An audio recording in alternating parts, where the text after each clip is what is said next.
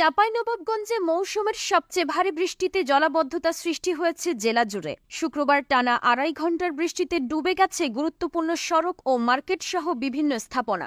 সংশ্লিষ্টরা জানিয়েছেন, বেলা ১১টার পর থেকে বৃষ্টি শুরু হয় চাঁপাইনবাবগঞ্জে। এরপর প্রায় ২.৫ ঘণ্টা ধরে পুরো জেলা জুড়েই মুষলধারে বৃষ্টি হয়েছে। তীব্রতা কমে ঝিরিঝিরি বৃষ্টি হয়েছে বিকেল ৪:৩০ পর্যন্ত।